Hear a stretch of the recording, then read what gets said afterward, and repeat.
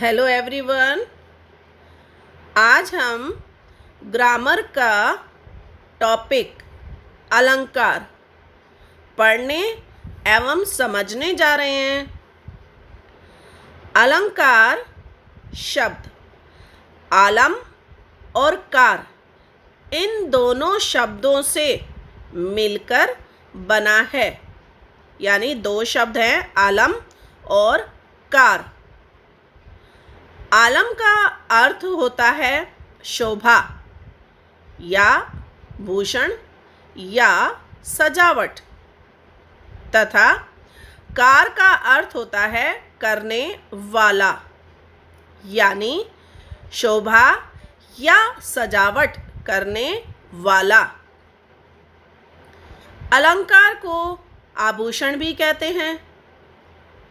जिस प्रकार आभूषणों को पहनने से नारी की शोभा बढ़ जाती है, उसी प्रकार अलंकारों से काव्य की शोभा बढ़ जाती है। काव्य में निहित भावों को उत्कृष्ट शब्दों एवं अर्थों में गूंथने या व्यक्त करने का जो सरल, सुंदर और चमत्कारी ढंग होता है, उसे अलंकार कहते हैं। यानी कविता रोचक, सरस, हृदयग्राही, चमत्कारपूर्ण अलंकारों के माध्यम से ही बनाई जा सकती है। मानव सौंदर्य प्रेमी प्राणी है।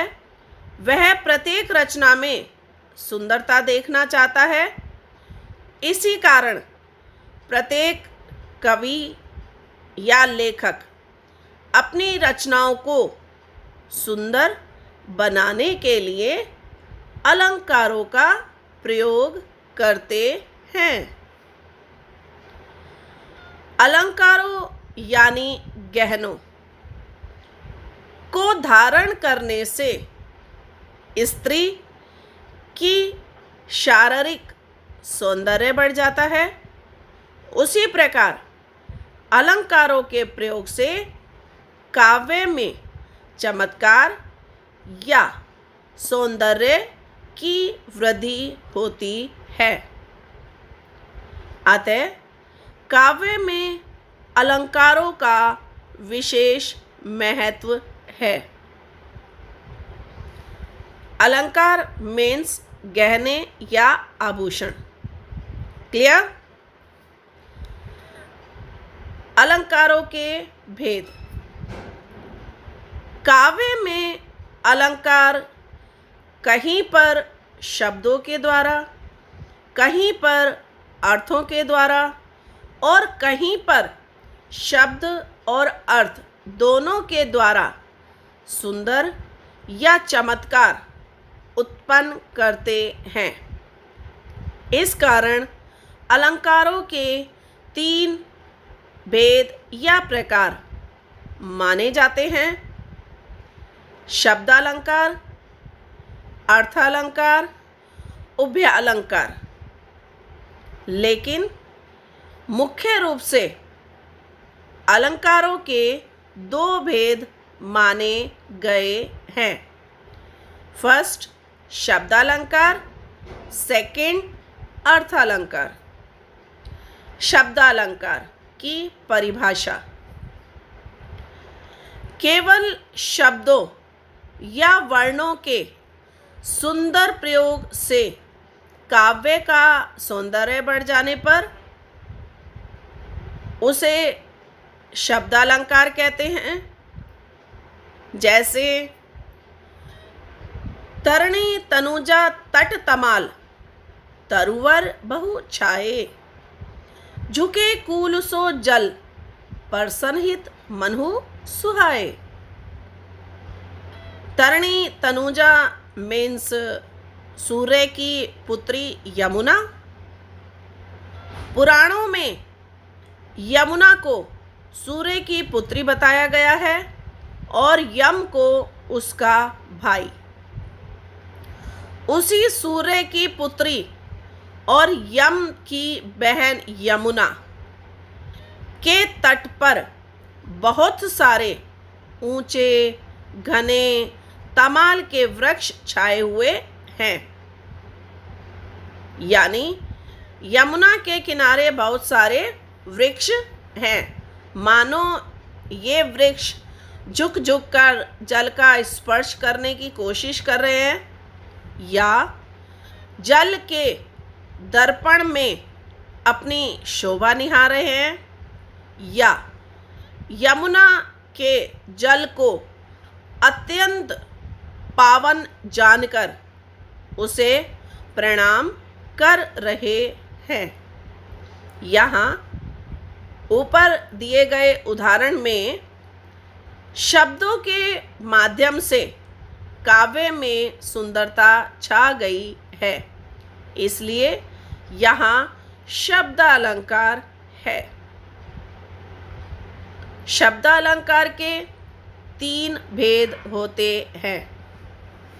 पहला अनुप्रास अलंकार, दूसरा श्लेष अलंकार, तीसरा यमक अलंकार।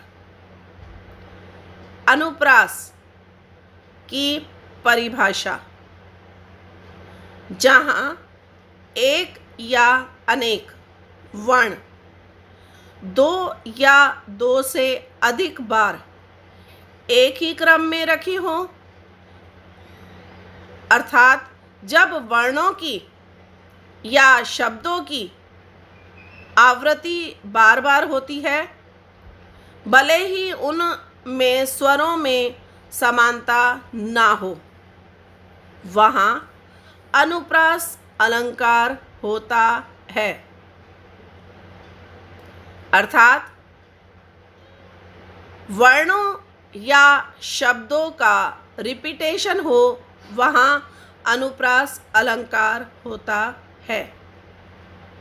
जैसे चारू चंद्र की चंचल किरणें खेल रही थी जल थल में। सेकंड उदाहरण है, कूके लगी कोयले कादम्बन पे बैठी फेरी। नेक्स्ट उदाहरण है, छोरटी है गोरटी है या चोरटी अहीर की। नेक्स्ट उदाहरण है, विरत विवेक विमल विज्ञाना। नेक्स्ट उदाहरण है, संसार की समर स्थली में धीरता धारण करो। नेक्स्ट उदाहरण है, नभ पर चम चम चपला चमकी।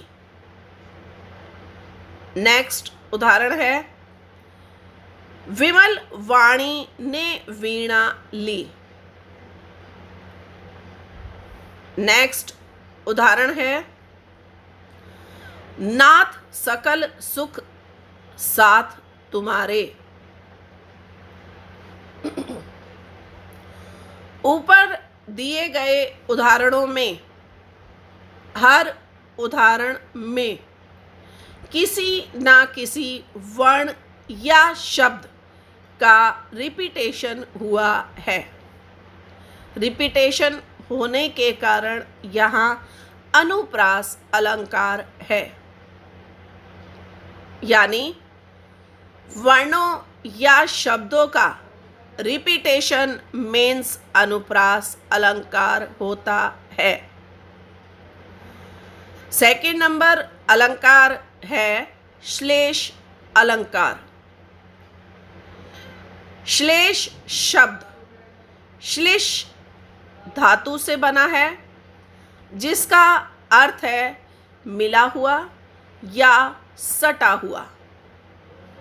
श्लेष की परिभाषा: जब वाक्य में एक शब्द केवल एक ही बार आए और उस शब्द के 2 या दो से अधिक अर्थ निकले तब श्लेष अलंकार होता है।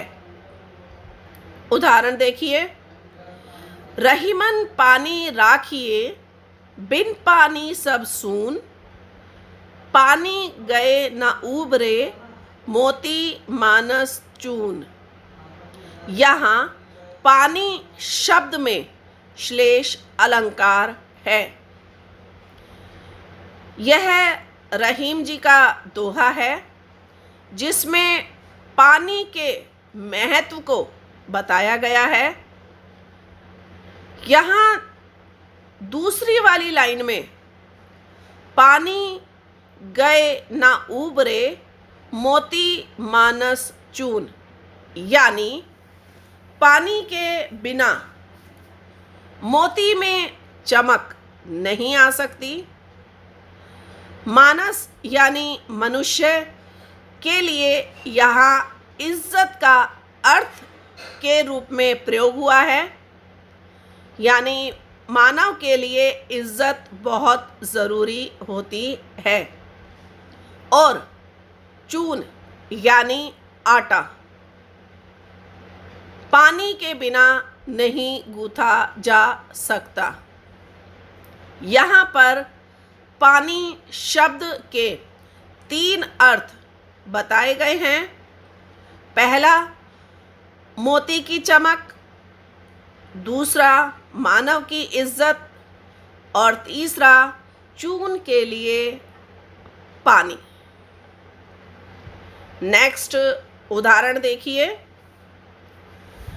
नवजीवन दो घनश्याम हमें। नवजीवन शब्द के 2 अर्थ हैं। पहला पानी और दूसरा जीवन। घनश्याम शब्द के भी यहाँ 2 अर्थ हैं। पहला बादल और दूसरा श्री कृष्ण। यहाँ बादलों से प्रार्थना की जा रही है कि हमें पानी के रूप में नव जीवन दो। यहाँ श्री कृष्ण से भी प्रार्थना की जा रही है कि हमें जीवन दो, अर्थात उद्धार करो। यहाँ जीवन के 2 अर्थ हैं और घनश्याम शब्द के भी 2 अर्थ हैं। यहाँ इसलिए श्लेष अलंकार है, अर्थात शब्द एक अर्थ अनेक, वहाँ श्लेष अलंकार होता है। नेक्स्ट उदाहरण देखिए, मधुबन की छाती को देखो, सूखी कितनी इसकी कलियां। यहाँ कलियां शब्द के 2 अर्थ हैं। पहला फूल का अविकसित रूप यानी कलियां, और दूसरा है यौवन अवस्था से पूर्व की स्थिति। तो यहाँ पर फूल की कली और नव युवकों की पूर्व की अवस्था को बताया गया है, यानी एक शब्द के 2 अर्थ हैं। नेक्स्ट उदाहरण देखिए, सुब्रन को ढूंढत फिरत कवि, व्यभिचारी चोर। यहाँ पर सुब्रन के 3 अर्थ हैं। पहला अच्छे वर्ण या शब्द या अक्षर जो कवि ढूंढता रहता है। व्यभिचारी जो है वो सुंदर स्त्री को चाहता है, और चोर जो हमेशा सोने को खोजता रहता है। तो यहाँ कवि को अच्छे शब्द या वर्ण चाहिए, जैसा मैंने अभी बताया है, और व्यभिचारी मीन्स मनुष्य को सुंदर स्त्री चाहिए, और चोर को सोना। इसलिए यहाँ पर सुबरन के 3 अर्थ होने के कारण श्लेष अलंकार है। तीसरा अलंकार है यमक अलंकार। यम शब्द का अर्थ होता है जुड़वा या एक जैसा। यमक की परिभाषा देखिए, जहां एक शब्द बार बार आए किंतु उसका अर्थ बदल जाए वहां यमक अलंकार होता है। यानी शब्द बार बार आने पर भी उसके अर्थ अलग अलग होंगे, वहां यमक अलंकार होता है। उदाहरण देखिए, काली घटा का घमंड घटा। यहाँ घटा शब्द 2 बार अलग अलग अर्थों में आया है। पहली बार बादलों का जमघट के रूप में आया है। दूसरी बार कम हुआ यानी लेस के लिए आया है। इसलिए यहाँ यमक अलंकार है। उदाहरण देखिए, कनक कनकते 100 गुनी, मादकता अधिकाय, वा खाए बोराए जग, या पाए बोराए। यहाँ कनक, पहले वाले कनक का अर्थ है सोना और दूसरे शब्द कनक का अर्थ है धतूरा। पहले कनक को पाने के बाद मनुष्य बोरा जाता है, यानी वह अपने आप को खो बैठता है सोना पाने पर। जब मनुष्य को गोल्ड मिल जाता है तो वह लालची हो जाता है। दूसरे कनक का अर्थ है नशीला पदार्थ यानी धतूरा। धतूरा एक ऐसी चीज है जिसको खाने के बाद नशा होने लगता है। धतूरा खाने के बाद मनुष्य अपना संतुलन खो बैठता है, आपा खो बैठता है। इसलिए यहाँ पर अलंकार यमक है, क्योंकि दोनों का अलग अलग अर्थ है। धतूरे से सोने में 100 गुना अधिक नशा है। अर्थात धतूरा तो खाकर मनुष्य को जब नशा होता है वो कुछ क्षणों के लिए ही होता है, पर सोना पाने से मनुष्य को जब नशा होता है अर्थात वो अहंकारी अभिमानी हो जाता है, तो मनुष्य का गोल्ड अधिक खतरनाक है। नेक्स्ट उदाहरण, माला फेरत जुग भया, गया न मन का फेर, कर का मन का डारी के, मन का फेर। यहाँ मन, फेर और मन का शब्द का भिन्न भिन्न अर्थों में प्रयोग हुआ है। मन का यानी माला का दाना यानी मोती।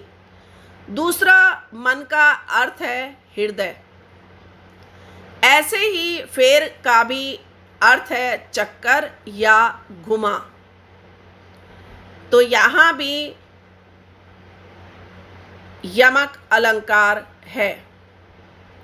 नेक्स्ट उदाहरण देखिए, 3 बेर खाती थी वो, 3 बेर खाती है।